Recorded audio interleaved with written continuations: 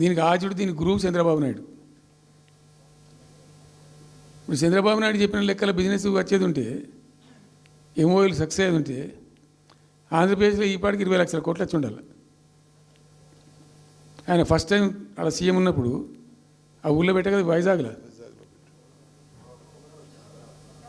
అమరావతిలో కదా వైజాగ్లో పెట్టిండు. వైజాగ్లో ఎవరు వెళ్ళి ఎంఓఎల్ చేసిన వాళ్ళంటే వంట మనుషులు అని చెప్పిండ్రు. ఆ స్టార్ హోటల్లో బయట వంట మనుషులు వాడు ఎవడు సప్లై చేసేటోళ్ళు వాడు వచ్చి కూర్చోపోయి సంతకం పెట్టే పెట్టిండు వాడు పాపం. అవునా అండి, పాపులర్ అయింది అది. ఇప్పుడు మరి ఎక్కడ ఆ పెట్టుబడులన్నీ ఎక్కడ చెప్పండి. ఆఖరికి 10,000 కోట్లు అన్న రావాలి. 15 లక్షల కోట్లు, 6 లక్షల కోట్లు, 8 లక్షల కోట్లు.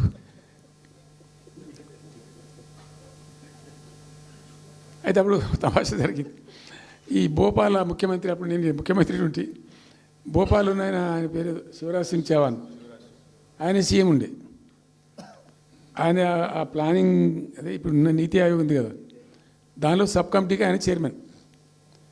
నేను భోపాల్లో పెడతా బాయ్సాబ్ జర వచ్చిపోను అని ఖచ్చితంగా ఊగా బతిమాలితే ఫోన్ల మీద ఫోన్లు చేస్తే ఏం భోపాల్ లేవా మీరు చూసుకొని అంటే, లేదు సార్ నువ్వు తప్పకుండా రావాలంటే సరే అని పోయినండి. అయితే ఆడొక ఇండస్ట్రీ మినిస్టర్ ఉంది, వాళ్ళ గవర్నమెంట్కి ఉంటారు కదా మధ్యప్రదేశ్కు. ఆమె వచ్చి నీ కొడుకు వచ్చి బాగా ఆగమాగం చేస్తానని మమ్మల్ని అంటే ఎందుకు చేస్తాడమంటే ఆయన అదొకటితోటి మాట్లాడి ఎక్కువ చేసుకుంటుండు బాగా అంటే, నువ్వు కూడా అన్నాడు గట్టిగా చెయ్యి. ఆమె వసుంధర రాజే చెల్లెలు, ఆమె పేరు యశోధర రాజే ఏదో అన్నది. అంటే నేను అంతకుముందు ఒక కొద్ది రోజుల ముందే నేను భోపాల్ పోవడానికి ఒక దాదాపు 2-3 మంత్స్ బిఫోరే మోడీ గారు వచ్చిండు. అక్కడ వచ్చి 14 లక్షల కోట్లకు ఎంఓయూ చేసి పడేసారు. ఇది మధ్యప్రదేశ్ గవర్నమెంట్. నేను మొన్న 14 లక్షల కోసం చేసిన కాదమ్మా, మీకు నాకు అర్థం కాదు, నీకేం రాలేదంటావు నువ్వు. ప్రధానమంత్రి మీకు సపోర్ట్ ఉండే, మీకు పార్టీ అయ్యి మీకు మంచిగా నీకు ఇంత లాభం ఉంది అంటే, ఓ సో బోగసాయి సాబా ఆమె నేను అతను ప్రామిస్ చెప్తాను. నేను ఐ వాజ్ షాక్డ్. అది వచ్చేదా పోయేదంత వాటిగా గ్యాసు అంటే, ఈ గ్యాసులు ఎవరిని మోసం చేయడానికి ఇంత వంచిస్తారా ప్రజలను? నికరంగా వస్తే పెట్టుబడులు రావాలి కదా, కనబడతాయి కదా. ఆ పెట్టుబడులు వస్తే లాభాలు జరుగుతాయి, ఉద్యోగాలు వస్తాయి, ఫ్యాక్టరీలు వస్తాయి, అడిషనల్ ఇన్కమ్ జనరేట్ అవుతుంది, స్టేట్ గవర్నమెంట్కి జిఎస్టీ పెరుగుతుంది. ఏం లేదు, వాటిదే గ్యాస్. మొన్న వీలైతే చెప్పి 5 లక్షల నువ్వు కొంచెం తగ్గించి చెప్తున్నావు. నేను పేపర్లో చూసింది 575.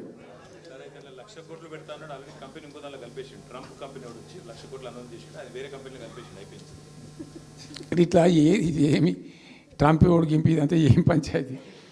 ఇట్లా ఇట్లా ఈ మోసాలు చేసి ప్రజలను ఎంతకాలం పంచిస్తారు? రియల్గా కాంక్రీట్ టర్మ్స్లో రియల్గా రావాలి, కృషి చేస్తే నిజంగా తండ్రాడాలి. మా గవర్నమెంట్ వచ్చిన నాడు హైదరాబాద్ నుంచి సాఫ్ట్వేర్ ఎక్స్పోర్ట్స్ 57,000 కోట్లు ఉండేనండి. మేము దాన్ని 2,47,000 దాకా తీసుకుపోయినాం. స్టెప్ అప్ చేసుకుంటూ వాటిని నరికితే గాలిలో మాటలు చెప్తే వస్తాయా? మేము బిజినెస్ మీట్లు పెట్టలే, కాంక్లేవ్లు పెట్టలే, ఏమి లేదు, పరదాలు కట్టలే. బెస్ట్ పాలసీ చేస్తే ఆటోమేటిక్గా అట్రాక్ట్ అయి వస్తారు.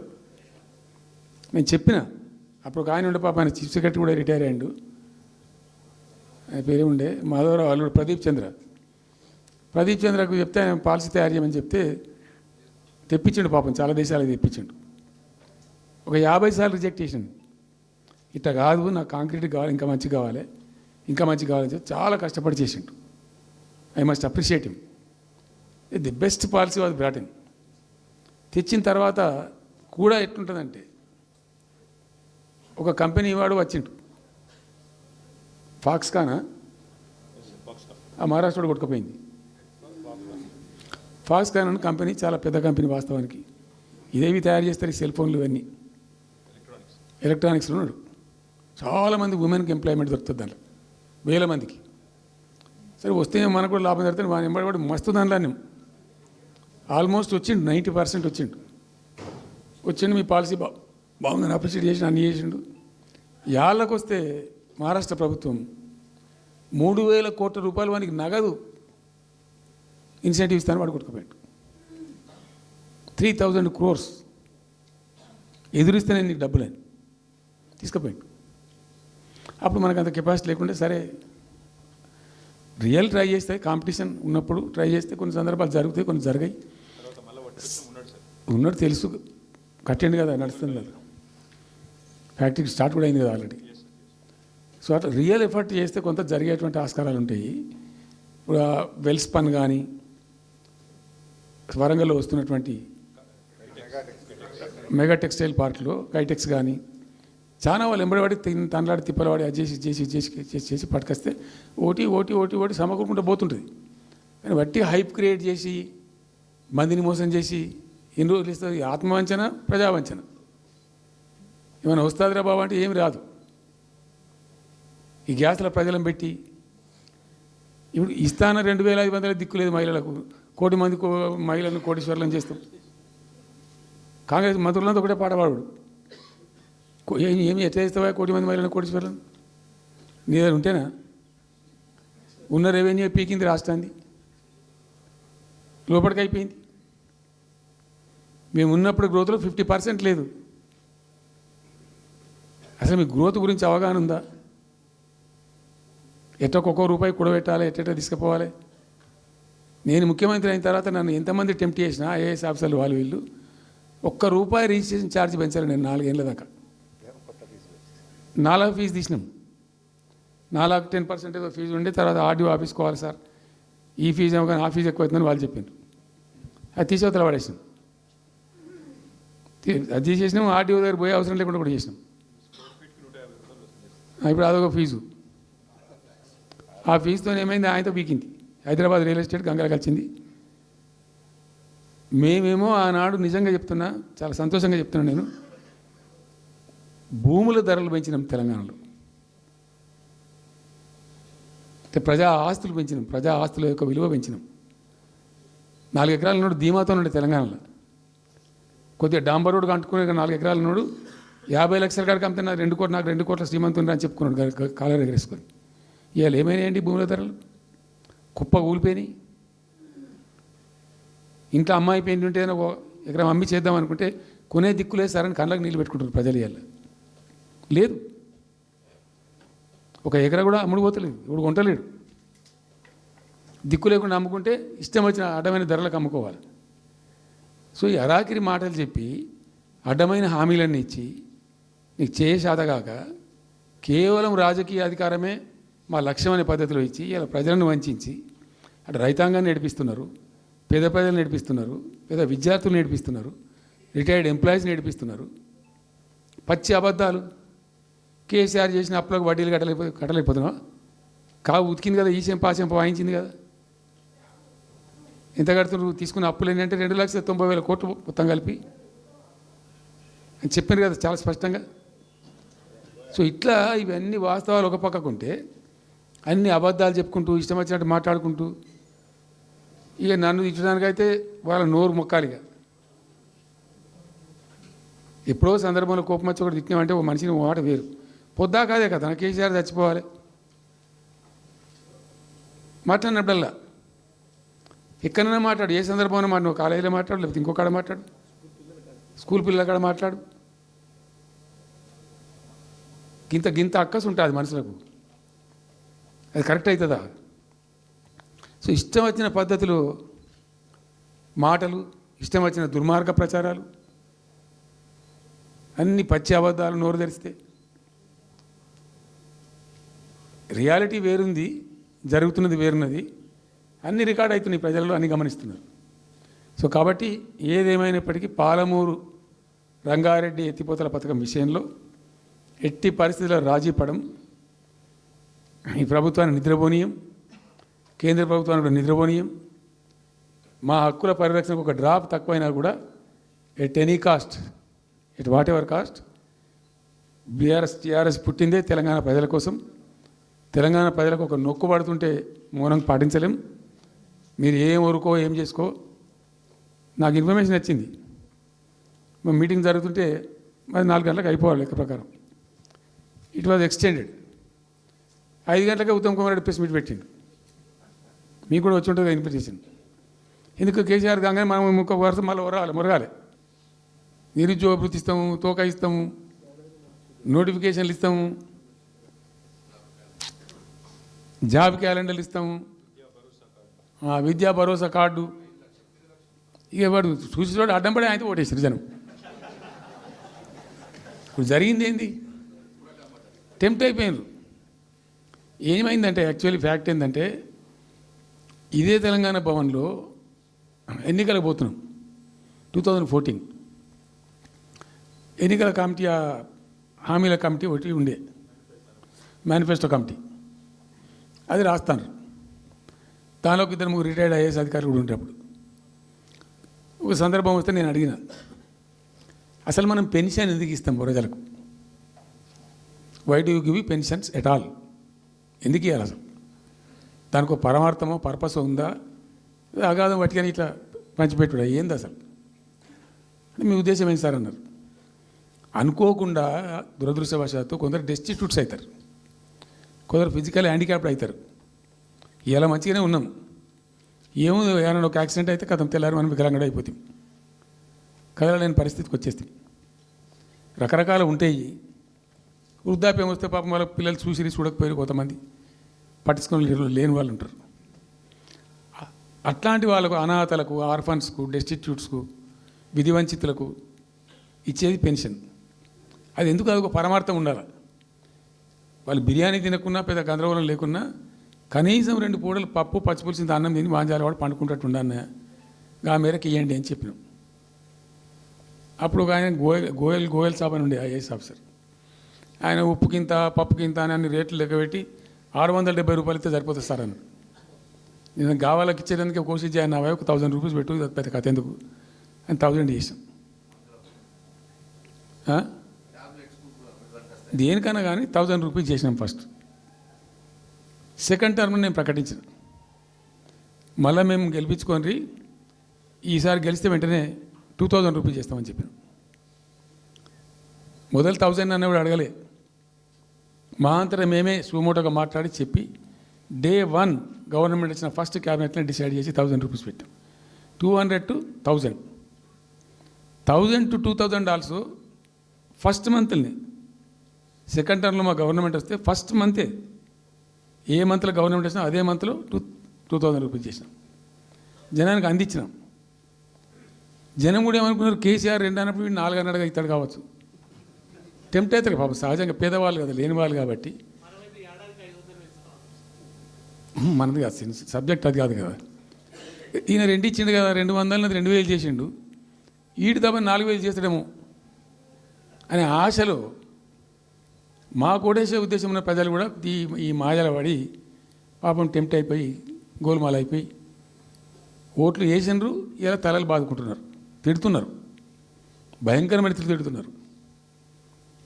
నిన్న నేను హైదరాబాద్ వస్తున్నాను. నిన్న నేను మా ఫామ్ నుంచి బయలుదేరి వస్తుంటే ఒక 10 చోట్ల ప్రామిస్ చెప్తున్నాను. 10 ప్లేసెస్లో పక్క పండు వచ్చుకోగానే కార్లో కూర్చున్నాడు, 2 స్టీరింగ్ ఇచ్చిపెట్టి 2 చేతులు మీదకి పెట్టిండు. బాస్ మళ్ళీ మనం జల్దీ రావాలి, మనమే వస్తున్నాము, నెక్స్ట్ మనమే ఆయన దుంకుతున్నాడు. ఆ మోటార్ పైకి వేసేవాళ్ళు వాడు పక్కన డుర్రమన్న పక్కన వచ్చి వాడు వచ్చి నెక్స్ట్ మనమే సార్ వచ్చేతను అంటారు పోతుండ్రు. హైదరాబాద్ సిటీలో అనేక ప్లేసెస్లో కనీసం ఒక 10-12 ప్లేసెస్లో అట్లా చెప్తున్నారు జనం. అది దేనికి సంకేతం? మీ మీద ప్రజలు విశ్వాసం కోల్పోతున్నారు రోజు రోజుకు, మీ చర్యల వల్ల, మీ పిచ్చి పనుల వల్ల. ఇంకోటి ఏంది, మీరు చేసే చర్యలు ఎట్లున్నాయి? మొత్తం రియల్ ఎస్టేట్ బ్రోకర్ దందానేనా? ఫార్మాసిటీ ఎందుకు వచ్చిందండి? ఫార్మాసిటీ మా ప్రభుత్వం ఎందుకు వచ్చింది pharma city? Why did we bring pharma city at all? అనుకోకుండా కొన్ని ప్రాంతాలకు, కొన్ని రాష్ట్రాలకు కొన్ని సందర్భాలు కలిసి వస్తాయి.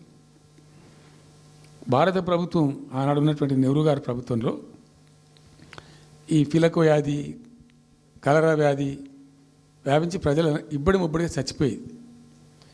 ఎట్లా అంటే దీనికి ప్రాపర్ మెడికేర్ లేదు, ఎక్కడికక్కడ లోకలైజ్డ్ ప్రొడక్షన్స్ ఉండాలని చెప్పి ఐడిపిఎల్స్ అని పెట్టిండ్రు. కొన్ని కీలక రాష్ట్రాలలో పెట్టిండ్రు. అందులో మన అదృష్టంకు ఆ టైంలో హైదరాబాద్ కూడా ఐడిపిఎల్ వచ్చింది. ఐడిపిఎల్ యొక్క పుణ్యమా అని దాంట్లో నుంచి కొంతమంది నేర్చుకొని బయటకు వచ్చి, డాక్టర్ అంజిరెడ్డి కూడా ఐడిపిఎల్ ఎంప్లాయ్, బయటకు వచ్చి వాళ్ళు స్వయంగా పెట్టి చాలా విస్తరించారు. చాలా అంటే చాలా విస్తరించారు. ఆయన దగ్గర అంజిరెడ్డి దగ్గర పనిచేసిన కూడా బయటకు వచ్చి వాళ్ళు పెట్టుకొని వాళ్ళు విస్తరించారు. ఇట్లా ఏమైపోయింది, Hyderabad has become a medical hub, already acquired by government. చాలా ఎంఓయూలు జరిగినాయి, అన్నీ జరిగినాయి. మన లోకల్ వాళ్ళు రెడీ ఉండి. అయితే పర్టికులర్లీ జీడిమెట్ల, చర్లపల్లి వీళ్ళు ఏమన్నారంటే, సార్ మాకు ఆల్టర్నేటివ్ స్థలం మంచిగా ఇస్తే మేము అక్కడికి వెళ్ళిపోతాం, ఈ బాధ మాకెందుకు, ప్రజలతో కూడా ఈ బదనాం ఎందుకు, ఆడ పెట్టుకుంటాం. పెట్టి కామన్ అఫ్లుయెంట్ ప్లాంట్స్ పెట్టి ఒక ఐఏఎస్ అధికారిని పెట్టి దాన్ని నిఘా, ప్రభుత్వ నిఘాలోనే ఈ రసాయనాలు వ్యర్థాలను ఇష్టం వచ్చినట్టు ఎటుపడినట్టు పంపకుండా ఆ నియంత్రణలో జరగాలని చెప్పి పెట్టుకున్నది ఫార్మాసిటీ.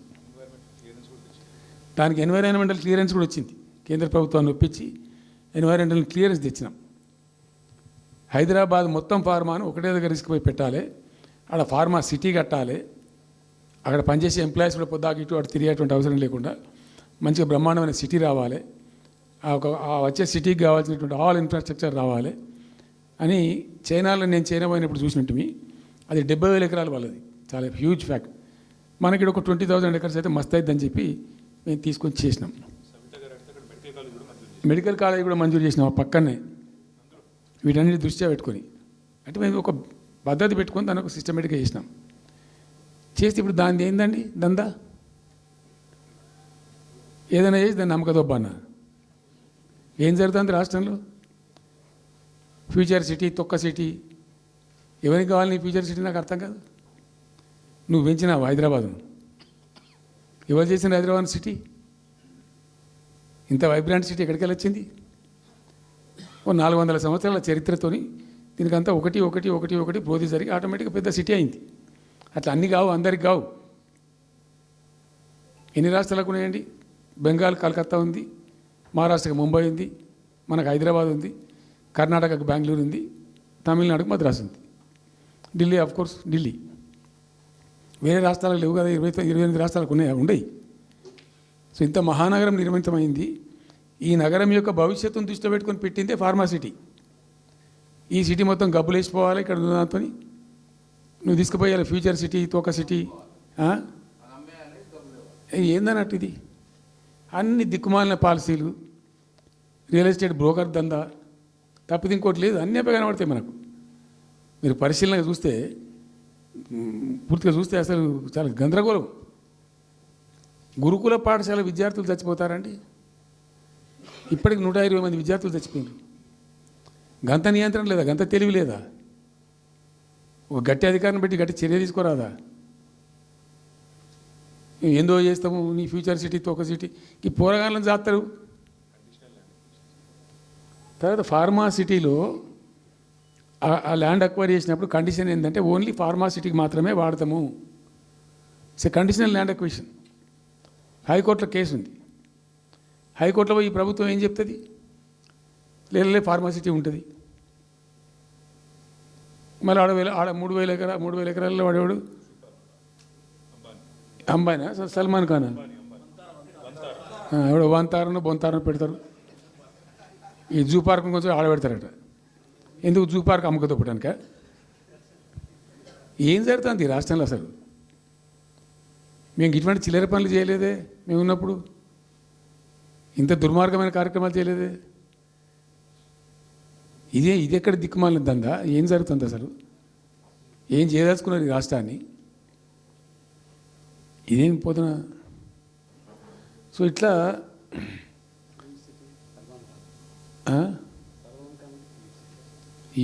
అది ఏందో నేను ఒక్కటే మాట్లాడుతున్నానండి.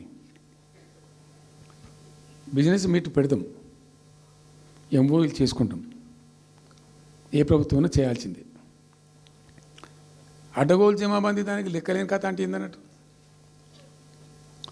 ఒక హైప్ క్రియేట్ చేసుడు.